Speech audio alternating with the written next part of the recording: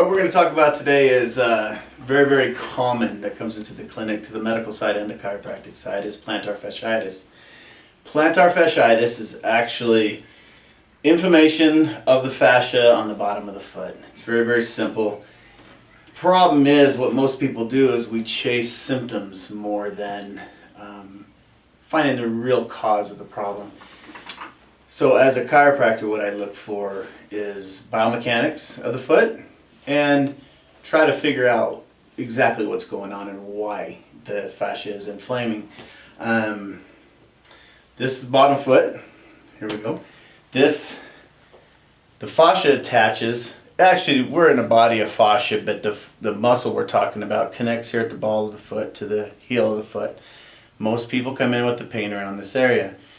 There's many, many different reasons why this can happen. It's instead of just taking care of the symptom with anti-inflammatories or muscle work or adjustments, what we have to do is figure out why this is hurting.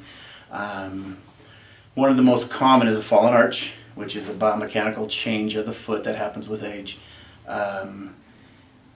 Structurally, we start looking at short calves, and the reason being is if this is being stretched, it's being stretched for a reason. A lot of times this bone is being pulled backwards by the big muscles of the back of the leg.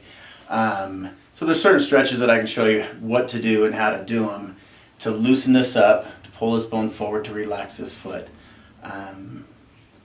Sometimes, well, this might be easier to show if Gina flips over. So Gina, go ahead and go on your back. Okay, with Gina, it's kind of hard to show a fallen foot because she has such nice arches. The arch is right here. That's the medial arch of the foot. We actually have a few different arches. The medial and lateral are the two big ones I'm going to look at. When the foot starts to fall, with her arch here, if that starts to fall, the ball of the foot and the heel will stretch apart.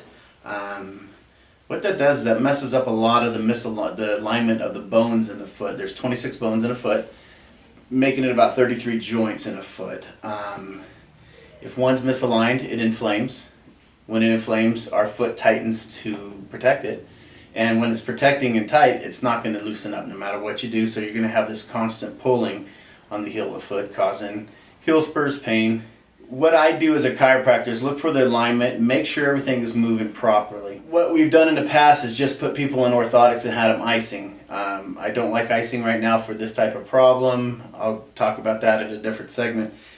But what I like to do is get all the bones in the foot adjusted, make sure things are moving properly so the swelling goes down, the muscles can relax, and things can heal itself. After that, we'll go back up to the calf, show the patient stretches for the gastrocnemius and the soleus. One's done with a straight leg, one is done with a bent knee, and that's things I can show you in here how to do. The other thing too is in the history is find out if somebody's had old injuries in the foot.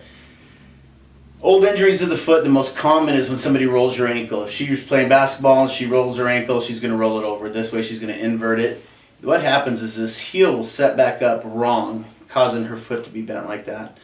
When she steps on the ground on the outside of the foot's going to rotate, stretching this, causing possible plantar fasciitis. So the most common thing is just getting this heel adjusted and set straight, and that helps a lot of the times. The other big thing that I look for is pelvic rotation. When somebody is standing straight up and down, their hips have a forward tilt, and when we walk, our SI joints rotate.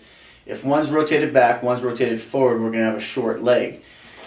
If we have a short leg, let's say Gina's leg is short on this side, to reach the ground when she walks, her foot's going to have to rotate, walking on the outside edge of her foot, rotating her foot, stretching it, and possibly causing plantar fasciitis. So just by getting the hips adjusted and checked out, really help with this most of the time. There are a few modalities we can do in here. We can do the kinesiotaping, which will increase circulation quite a bit to calm this area down, and use the kinesiotape to lift and support the arch.